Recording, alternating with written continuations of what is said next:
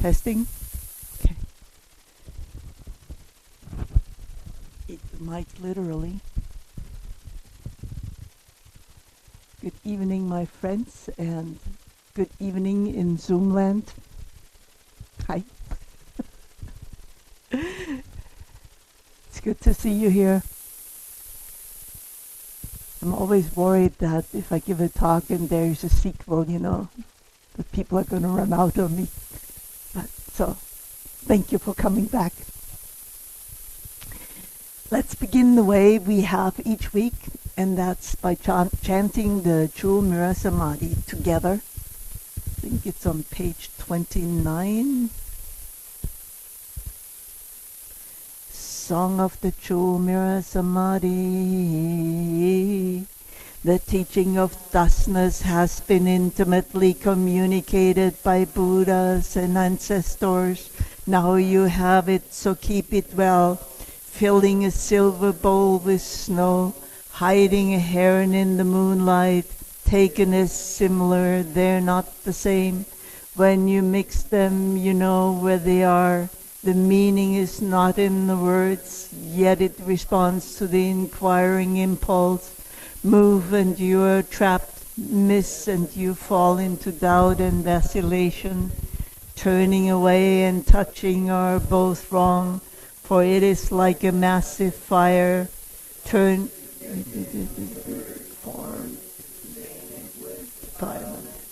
It is bright just at midnight, it doesn't appear at dawn. It acts as a guide for beings, its use removes all pains. Although it is not fabricated, it is not without speech. It is like facing a jewel mirror. Form and image behold each other. You are not it. In truth, it is you.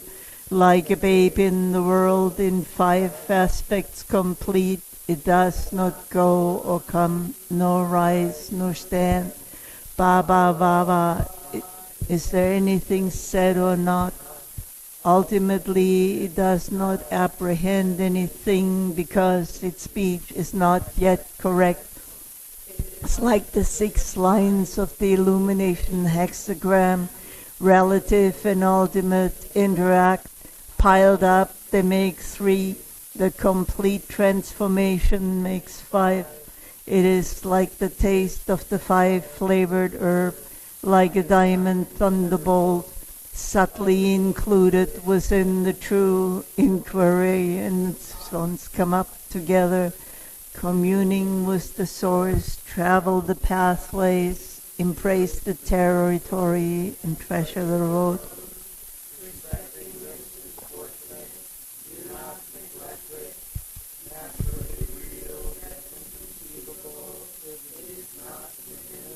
Province of delusion or enlightenment, with causal conditions, time and season, quiescently it shines bright. In its fineness it fits into spacelessness. In its greatness it is utterly beyond location. A hair's breadth deviation will fail to accord with the proper attunement. Now there is sudden and gradual in which teachings and approaches arise. Once basic approaches are distinguished, then there are guiding rules. But even though the basis is reached and the approach comprehended, true eternity still flows, outwardly still while inwardly moving like a tethered colt, a trapped rat. The ancient sages pitied them and bestowed upon them the teaching. According to their delusions, they call black as white. When erroneous imagination sees, the acquiescent mind realizes itself. If you want to conform to the ancient way, please the sages of former times, when about to fulfill the way of Buddhahood, one gazed at a tree for 10 eons. A battle-scarred tiger, like a horse, the shanks gone grey, because there is the common, there are jewel pedestals, fine clothing, because there's the startlingly different. There are house cat and cow. Yi with his archer's skill could hit a target at 100 paces, but when arrow points meet head on, what has this to do with the power of skill? When the wooden man begins to sing, the stone woman gets up dancing. It's not within reach of feeling or discrimination. How could it admit of consideration in thought? Ministers serve their lords, children obey their parents. Not obeying is not filial, and not serving is no help. Practice secretly, working within like a fool, like an idiot. Just to continue in this way is called the host within the host.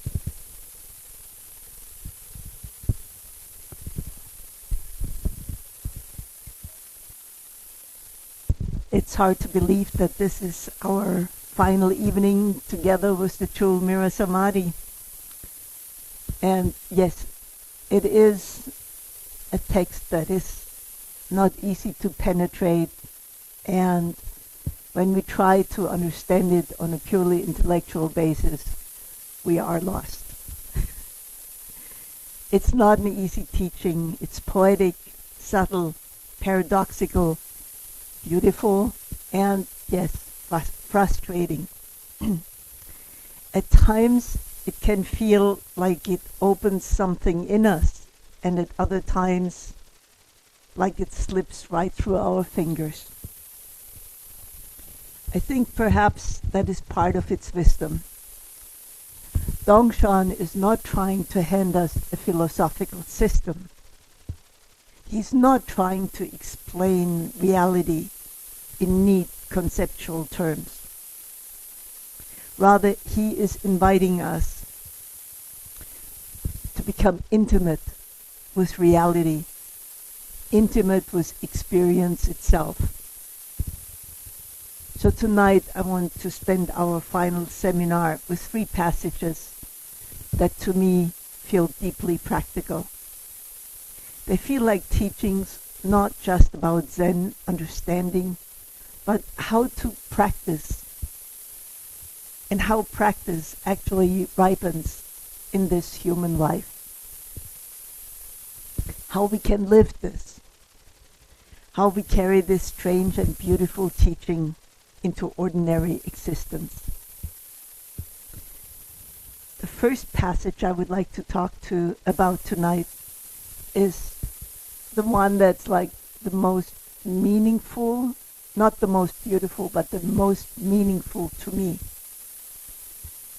I return to it again and again because to me it is the experience of practice.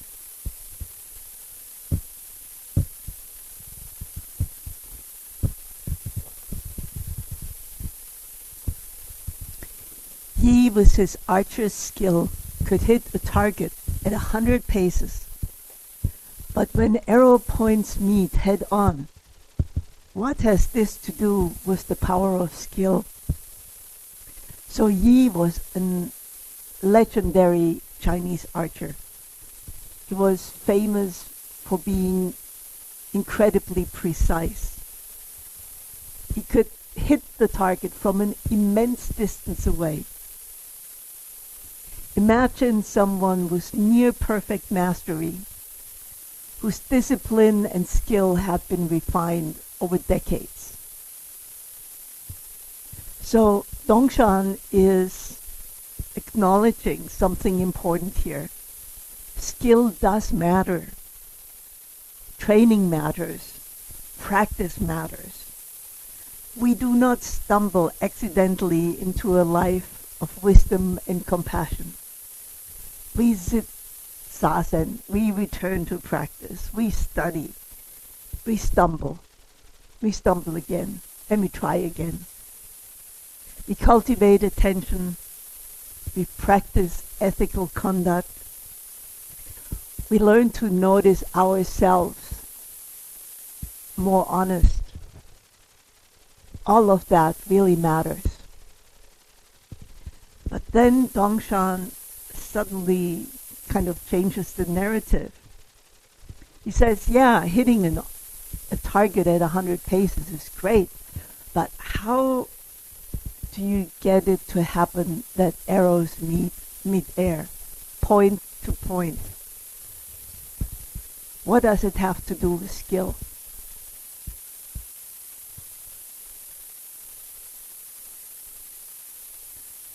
So, two arrows meeting mid-air is something incredibly rare.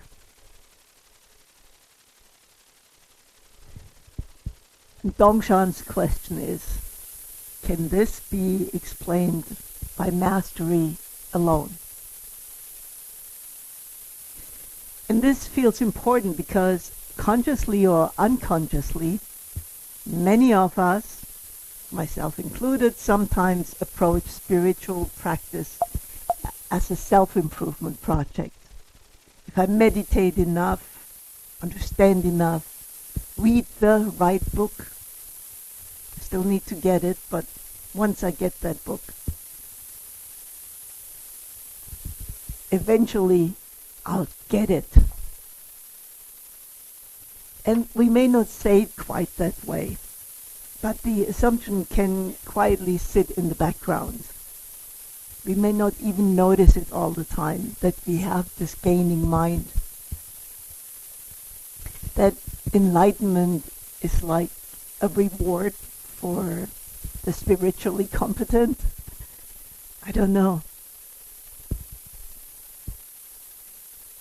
There are things in life that effort alone cannot produce. We cannot command that we are now intimate with reality, that it happens now. We cannot schedule our profound spiritual breakthrough for Thursday afternoon.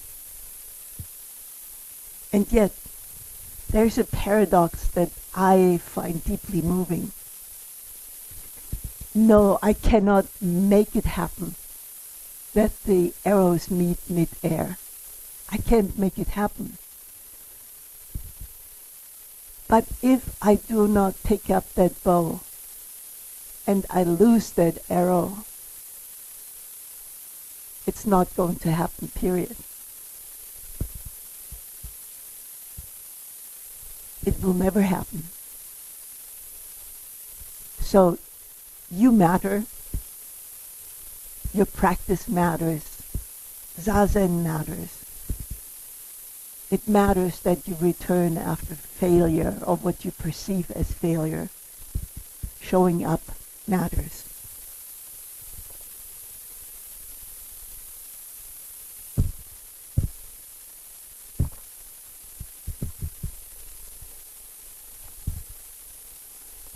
That arrow flies every time we sit down on our cushion.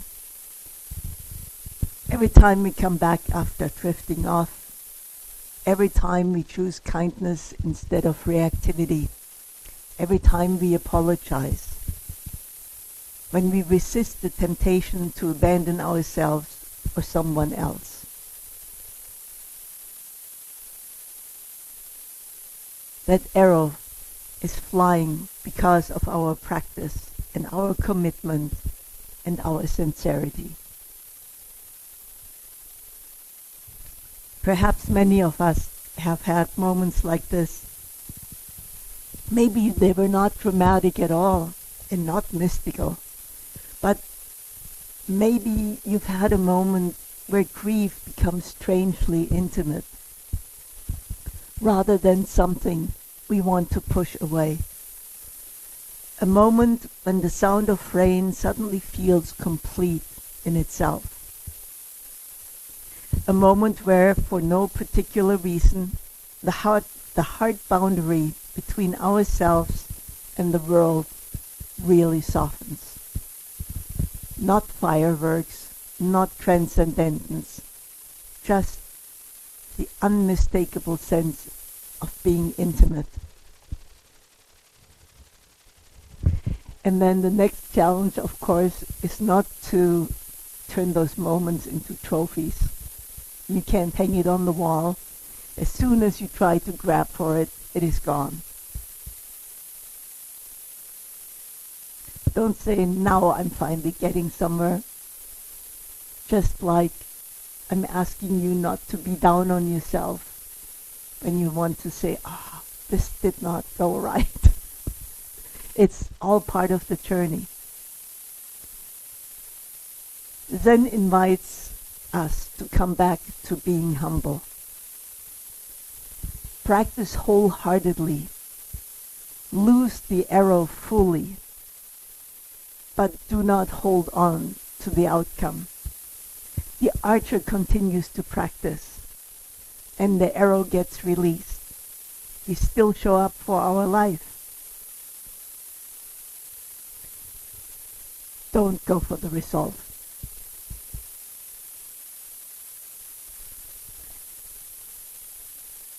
So the next passage is something that might feel a bit uncomfortable to our ears. Ministers serve their lords. Children obey their parents. Not obeying is not filial, and not serving is no help.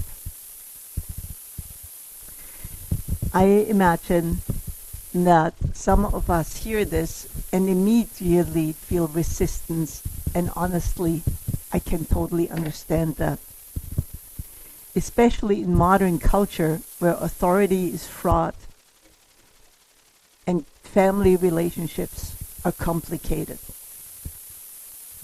If we hear this as a simple endorsement of blind obedience to government and parents, I think we miss something really important. It helps to remember that Dongshan lived in a deeply Confucian culture. Family obligation mattered enormously. Respect for elders was important. Ancestor reverence shaped much of Chinese social life. People understood themselves as existing within webs of relationship and responsibility. But even knowing that, I do not think Dongshan is merely given moral instruction here. I think we can hear this more as Zen language, almost like a koan. Call and response. Life calls. How do we respond? A student bows, a teacher bows back. The bell rings, we stand. Someone is grieving, we listen. A friend tells us something difficult, and we do our best to hear it. An aging parent needs care. A child needs protection. What serves this moment? Phrased like this, we see response, not obedience. It feels alive. Not what serves my preference. Not what protects the image I would like to project. Not what allows me to be right. The question is, what serves? There is an old Zen koan where the national teacher calls his attendant 3 times, and 3 times the attendant answers. Finally, the teacher says, I thought I had transgressed against you, but actually it is you who has transgressed against me. Oops, what happened here? Aren't we supposed to respond? The student did answer, didn't he? He did what was expected. And yet, somehow, something intimate was missed. Zen keeps asking, are we responding from conditioning from habit, or because we are intimate with this moment. But again, this is a Zen story. No fixed outcome. Don't think that not answering makes you right. Because sometimes what serves is saying yes. And sometimes it's saying no. Sometimes compassion looks warm and comforting. And sometimes compassion will look like boundaries and saying no.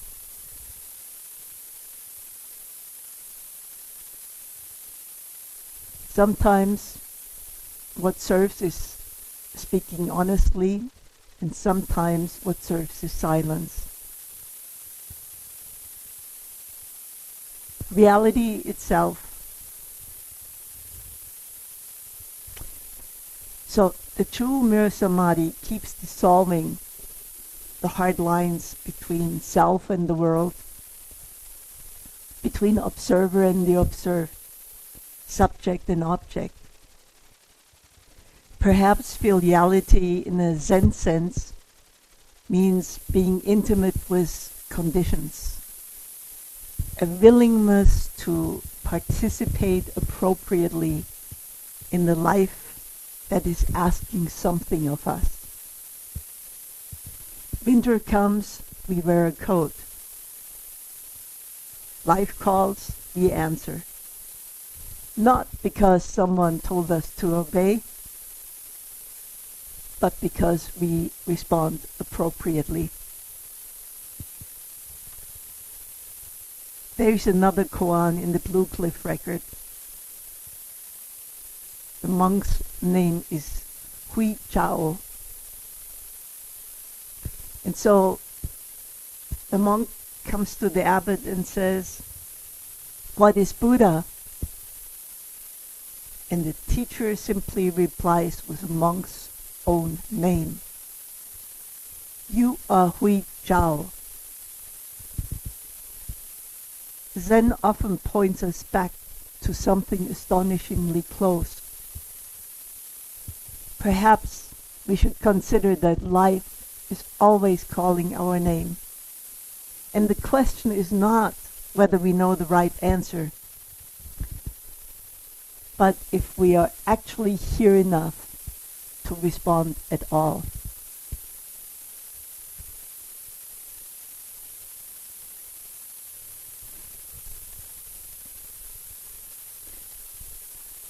The end of the Jewel Mirror Samadhi I find really humbling and sweet. Practice secretly, working within, like a fool, like an idiot. Just to continue in this way is called the host within the host.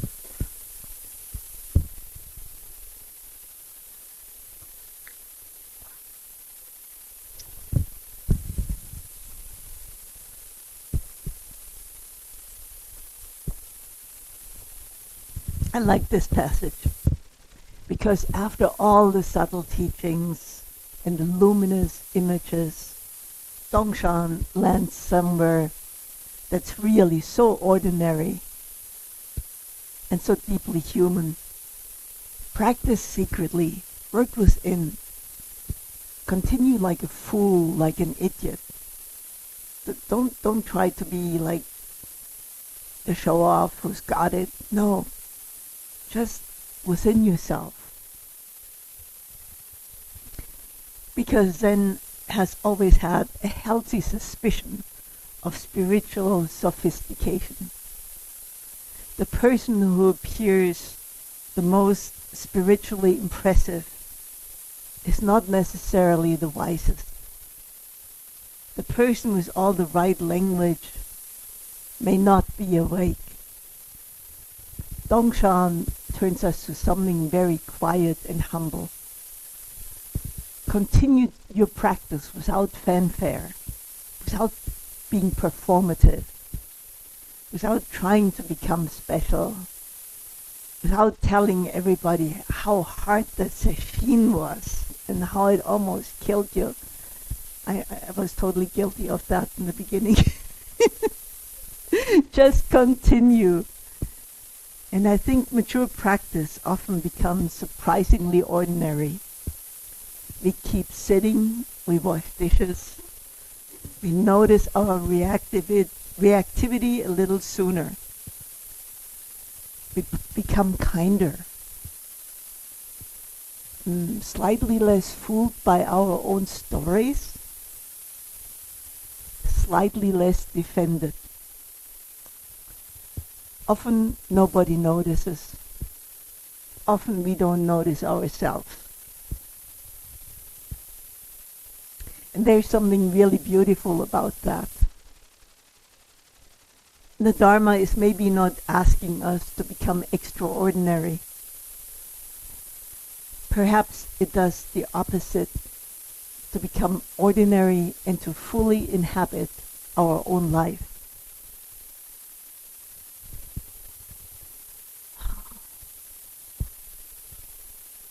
So after this appeal, I'm going to get geeky again, I'm sorry. So the phrase of the host within the host goes back to Dongshan's 5 francs. And it specifically addresses the 5th rank. Now, according to what I said, there is no ranking like the 1st rank is the worst and the 5th is the best, even though you could come to that conclusion. But it's a very profound teaching all on its own.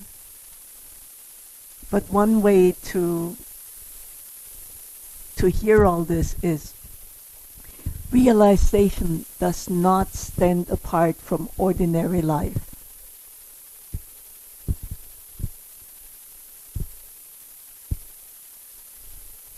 Realization does not stand apart from ordinary life.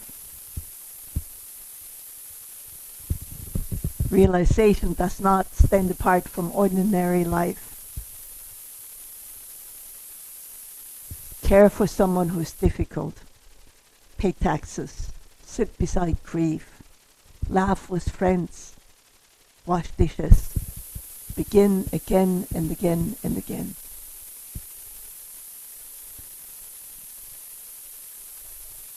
So the true mirror samadhi in the very end is not pointing at this luminous perfection that says like, woohoo, done it.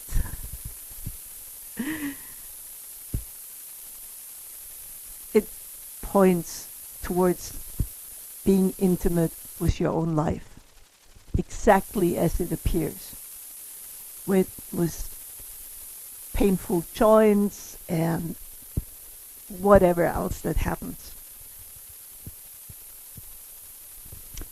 So let me see what time it is. Yes.